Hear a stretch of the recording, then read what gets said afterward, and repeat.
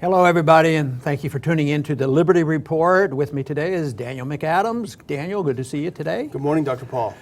You know, there's not a whole lot in the ordinary news media, TV and all, about the American system of assassination and the drone program.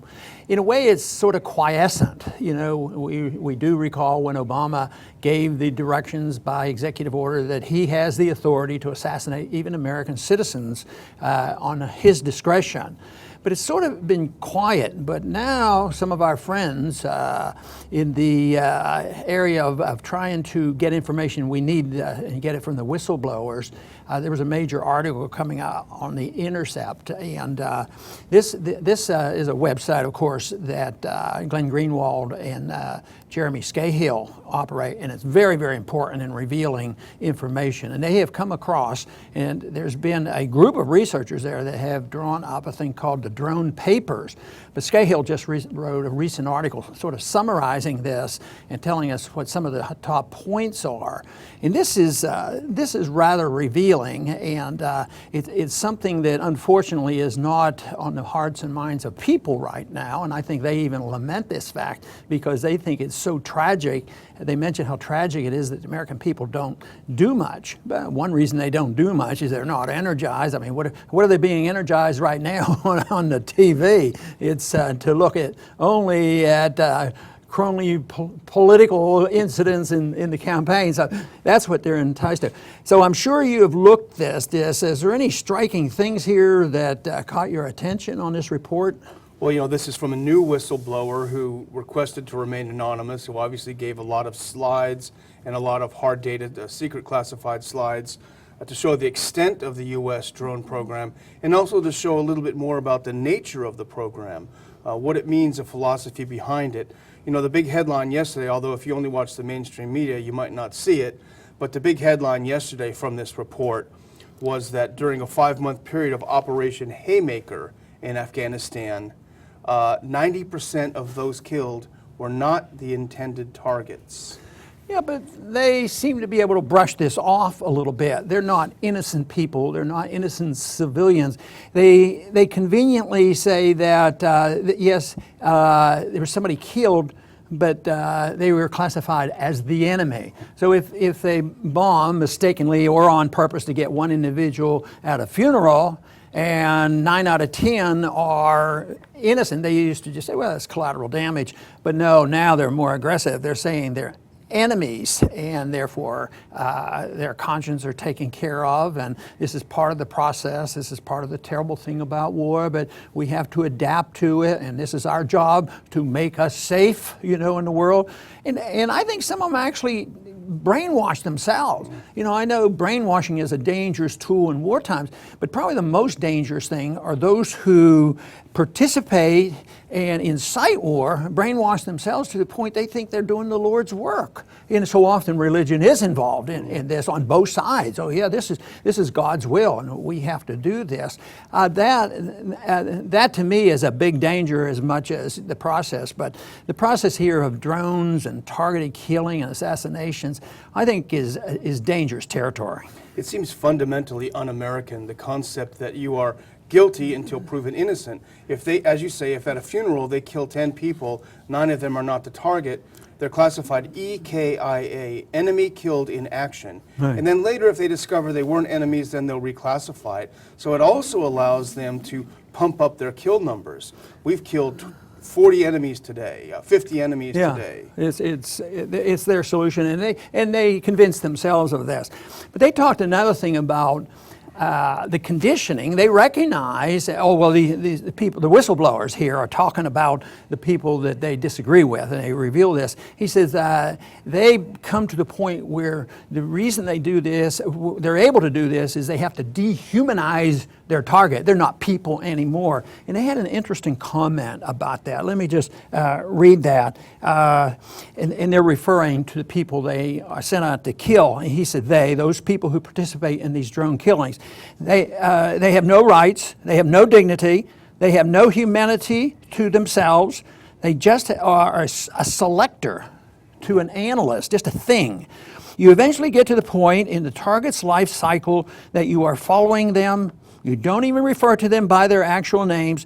This practice, he said, contributes to the dehumanizing of the people before you've even encountered the moral question of, is this a legitimate kill or not? They're void of morality, which I guess they have to do that, or they wouldn't be able to kill somebody. So they have to go through this process. And I think this is not something new or different. I think most wars involve this. I mean, you just think about what names we've called our enemies, and we have to do it going on currently right now. You know what is portrayed in the eyes of many Americans when you say terrorist, and well, we don't. I've been told he's a terrorist, kill him. Well, they have no idea if he's a terrorist. He might be a suspect, but it's this giant leap. They just use these words, and they're able to adapt. But you know, I think there's more than just dehumanizing the enemy. I think the process dehumanizes the person. And I, have this conviction, which I mentioned in my book, about the individual who does the killing has to be dehumanized as well. But I've also argued the case that if that is not canceled out by governments wanting to push in the propaganda, I think it's a natural instinct for people not to walk up to a stranger and just say, oh, okay, I'm going to kill him. But they condition people to do this. This is just so bizarre and so contrary to humanity, and contrary to what I think should be an exceptional position for the America. Well, I think your position is backed up by the fact that it's well documented that there's an epidemic of PTSD among drone operators. And that wasn't supposed to happen because they're safe in a comfortable room in New Mexico or wherever they're operating from. Yes, and I did talk a little bit about that in my book, but I have to admit, when I read about that and actually quoted some of the individuals and family members, because some of them went and committed suicide because of the enormity of what they were doing, and then they were separated from the hype, then all of a sudden, and the other thing is there's not a lot of feel guilt. I mean, you can take pills, but the way we treat PTSD is that we don't say there's guilt, because that means the foreign policy of the United States should be questioned. There can't be guilt. We're exceptional. We know what is right, and I think that adds fuel to the fire. It almost sounds like a dystopian science fiction film, what you said earlier, where these aren't people, they're selectors. It sounds like one of these 60s films where the machine would come and they would kill people over 30, and that sort of thing. It's so bizarre. Well, and I think that has always been a challenge throughout history. It's just that I keep wanting to believe, and I believe it is the case, that the human race should be able to progress. That we have evolved in one sense in the technological way, and we have greater abundance because we live better and we have automobiles and this sort of thing, but we don't seem to have advanced very much in the cause of treating people, interacting with people. And matter of fact, the technology has served to just go into the war effort. So often, yes, we have appliances and all these things that makes our life better, but how much of this effort goes into, how much of our energy now and our money and our wealth goes into killing each other? So that's such a contradiction, and I'm still optimistic enough that the human race can change and actually make progress, because I think it's a natural instinct. I don't think war is natural. What is unnatural is the allowance of people to get hold of our governments, who hold the propaganda machine, and allows people to be dehumanized, and they do it in the name of goodness and exceptionalism. That's why it's so disgusting when people say, and then if you say, well, America is not the exceptional nation, we have our own problems, then you're un-American, unpatriotic, and you don't care about freedom and liberty. That's how bizarre it is. It's interesting. You make the point about the tools that we use every day being weapons of war. One of the things about this report that struck me is that the heavy use of signals intelligence to determine targets, and that means the use of cell phones, the use of computers.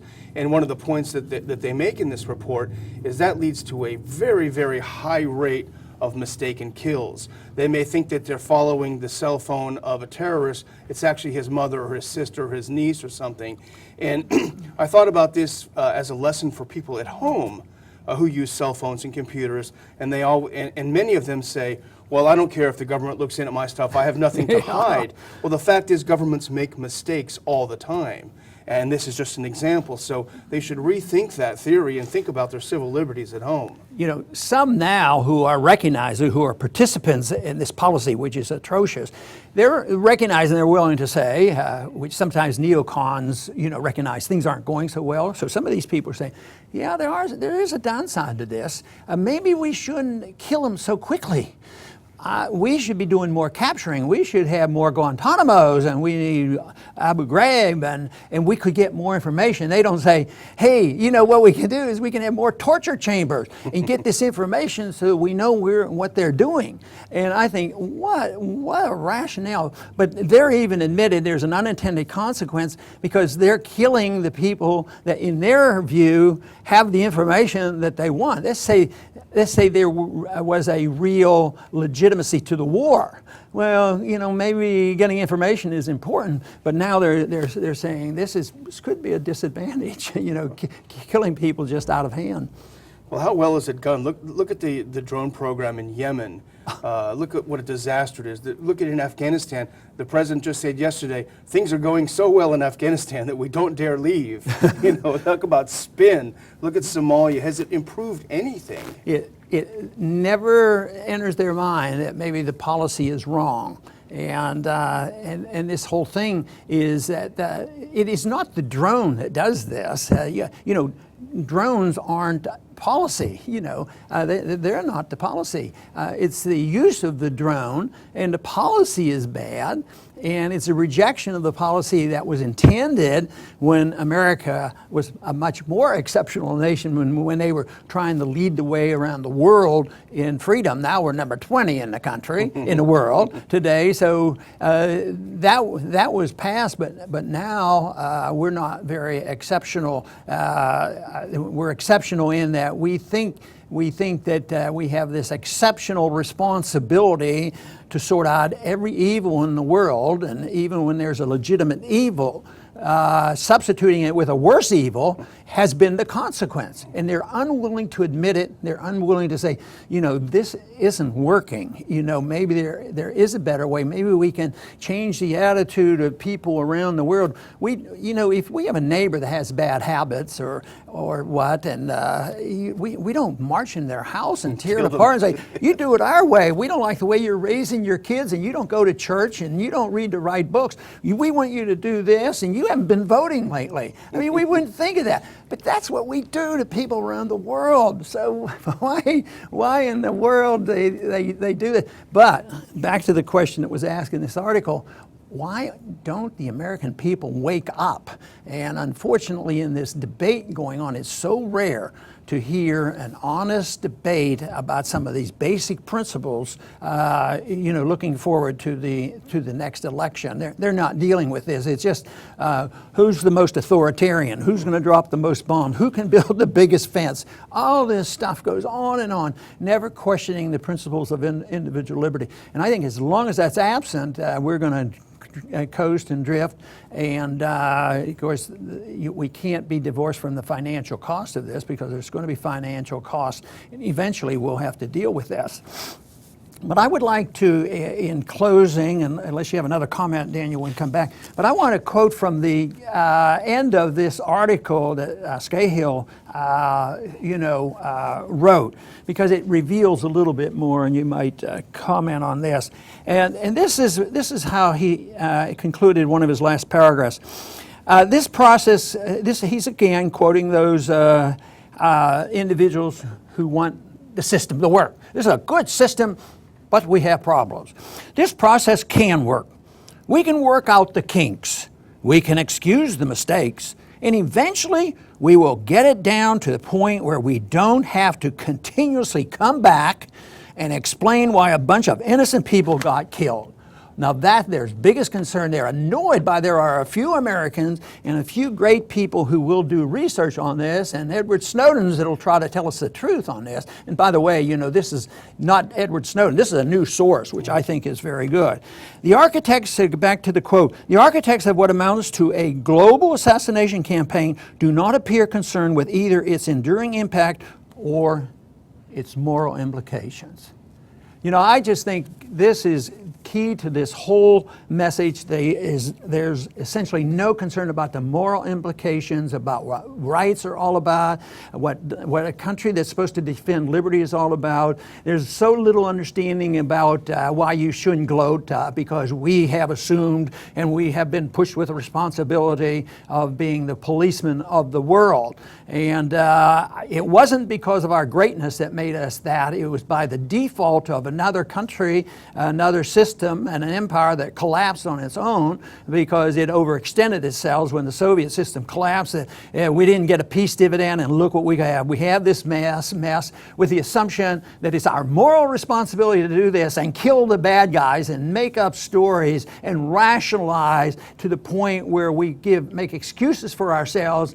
So along with the suggestion in the article, the American people ought to wake up and look at this and find out what the position is of all the candidates and everybody ever runs for office. What is their position on our responsibility to send weapons and troops and money and interference and trying to tell other people how to live? We don't tell our next door neighbor how to live. We know better. I don't think it's any more legitimate for us as a country with armies to go around the world trying to tell others how we think they should live. I want to thank everybody for tuning in today to the Liberty Report, and please come back soon.